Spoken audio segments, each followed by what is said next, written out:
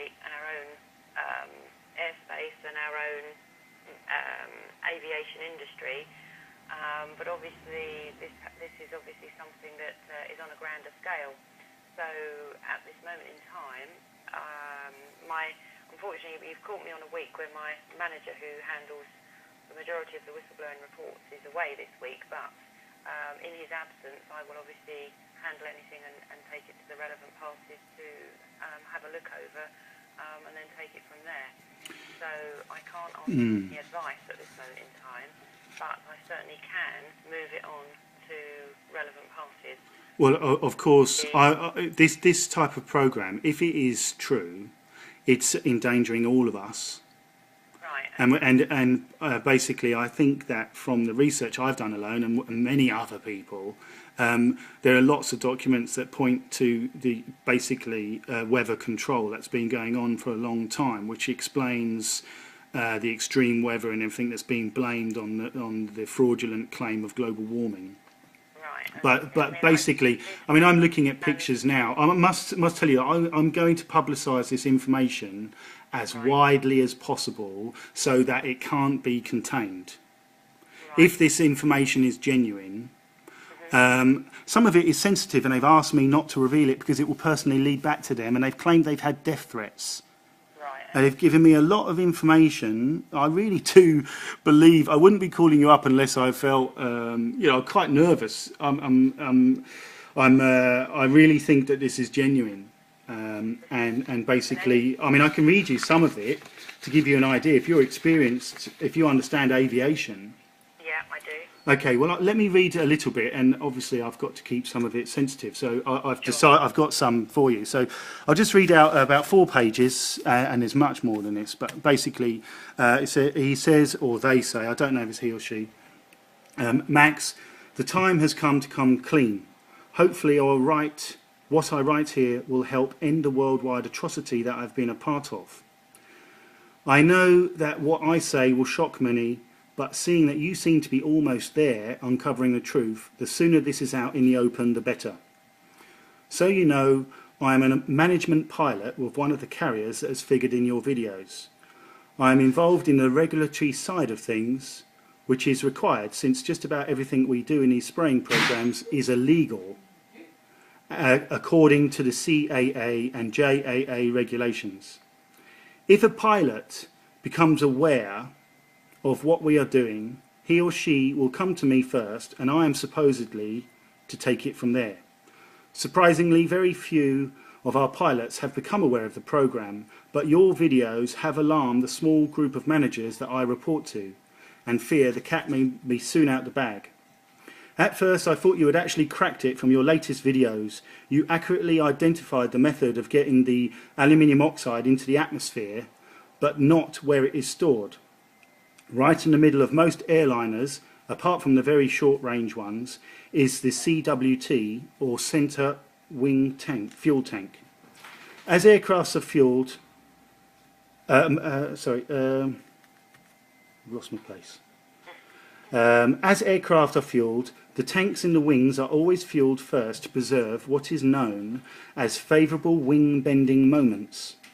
Unless the aircraft is scheduled for a long-range flight, the centre wings are empty and can be isolated if required by the use of shut-off and cross-feed valves. Doing it this way allows us to accurately load the right amount of the material and avoid overloading the aircraft, which is a safety risk, particularly on takeoff. You are correct about the TMA. Other methods of delivery required too much in the way of pumps and switches, which meant too many people would notice what was going on. Under the guise of fitting an inerting system, which is automatic and has no cockpit controls, we can pressurise the central wing tank enough so that once a simple valve is actuated remotely, the TMA is drawn through the lines by pressure differential and flows into the exhaust where it does its thing. And doing it this way has only one drawback. It limits spray flights by us and other airlines to shorter range flights, but that is just a matter of scheduling and logistics. Really, the only people who need to be involved are the people who empty the honey cart, who must purge the TMA system after use, they are required to wear protective clothing for honeycart job, which also covers them for accidental exposure to TMA. The refuelers must configure the fuel system from a panel under the wing. Have you ever wondered why most refueling systems have two pipes attached to the wings? Extraneous weight issues are handled by a small team of flight dispatchers who exclusively handle the spraying flights. Sometime before each flight, they check the destination, alternate and departure airports, the planned loads, and make sure that the prevailing winds will guarantee that the runways most likely to be used have a performance safety pad that will compensate for the extra weight that the pilots are unaware of. If there is any doubt that TMA will not be loaded, some other safety precautions, including adjusting the FMC stall margin values so that the pilots do not climb too high for their real weight, which would cause a high altitude stall. One of the ways we realised this was a problem graphically illustrated back in 2009. Guess what I'm talking about? I'm not sure what that is. Okay. Under this program, I have personally been subjected to death threats should I ever reveal what is happening. Low-level personnel are simply trained to do the job and have no real idea of what is happening. Little do people realise that those doing what is considered menial jobs, refuelling and waste disposal, are paid very handsomely for what they do, and their general ignorance means they don't ask questions. I guess that is just as well because they are monitored 24/7. By doing this, I hope to end the fear and guilt I and others have been suffering. Long ago, I was spun a tale about how the program was a beneficial thing for the world, and I believed with all my heart. Eventually, after much soul searching, I realised the evil in what I was such an integral part. The second mail I'll share with you is far more detailed about the spraying process and the logistics. Hello, Max. This. Yeah. Okay. Well, I've obviously got the gist of it. The thing is, are these companies based in or is this company based in the UK? Do you Well, we suspect very, very strongly that some very well-known low-cost carriers are part of this program, and that's how they manage to survive. Some of them have got very new fleets that are quite big, and they charge very little for their seats. Yeah. And basically, the indication is that these are government contracts, not necessarily from the. I have been told it's by an agency whose initials are EGCA. Yeah. And the program is known as Hydra. That's a code name for it, and the agency involved is called Cerberus, known inside the program. But basically, he goes on to talk about how the logistics are sorted out. He's furnished me with some of the rosters for the spray flights, the way that they communicate with the agency, the face-to-face briefings they have in Copenhagen, and basically some of this information will lead directly back to them, so they've asked me not to share that. Now, I'm pretty certain he's told me that the intelligence services monitor my activities because I'm raising awareness to very sensitive programs, and so I'm certain that they've probably got a copy of all the emails he sent me. Now I know that he made up an email account to send me this information, so he must be aware that they can, that we are completely monitored. Everyone is anyway now. We have no privacy whatsoever. And basically, they certainly will have all this information. So, although he said to me some of this information is very sensitive, he would be rather foolish to think that the authorities who would be monitoring me will not already be in possession of all these emails and all this information. Can I ask, what is the purpose of the sprays that you're aware of? Well, it's a multifaceted program, as far as I'm aware.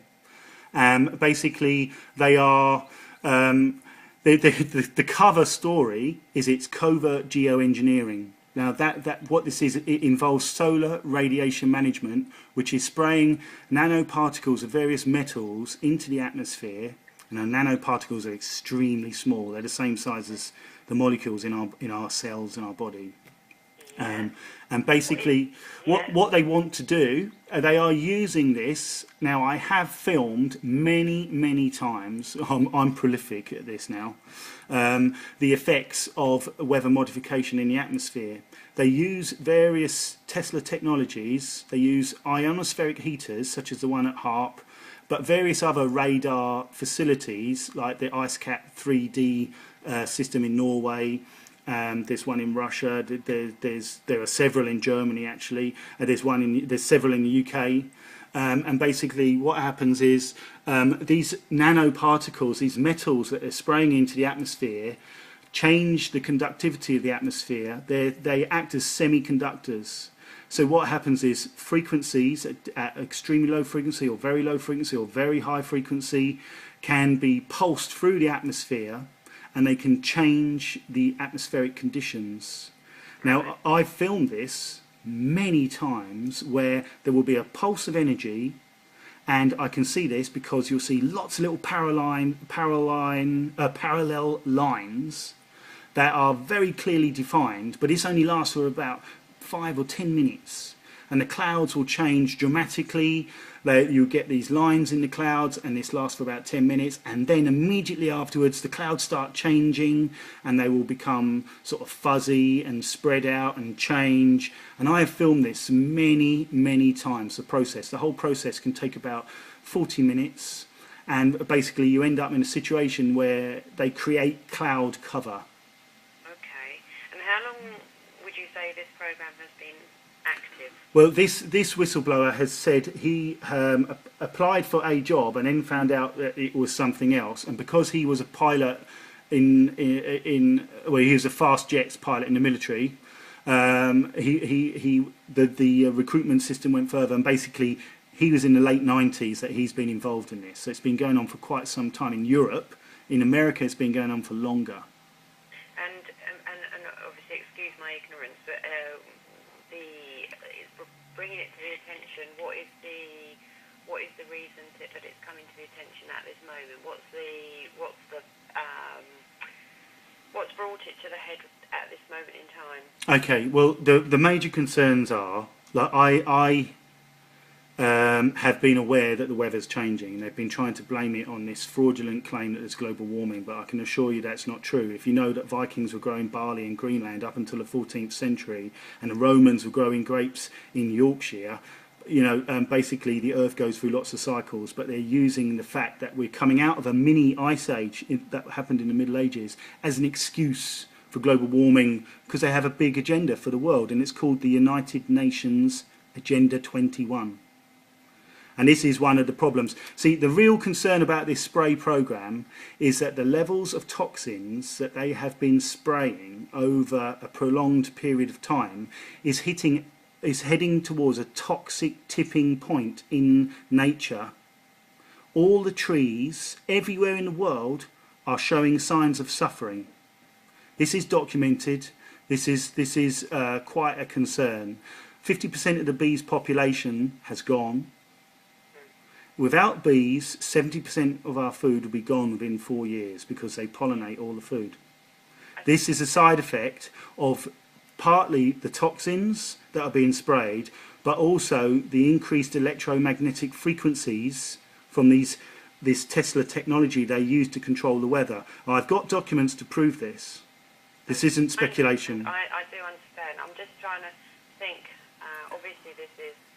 The health of impacts, shall I tell you that the health impacts, I have got studies from the Wright-Patterson Air Force Research Laboratory that prove, A, aluminium is in jet fuels, which the massive debunking disinformation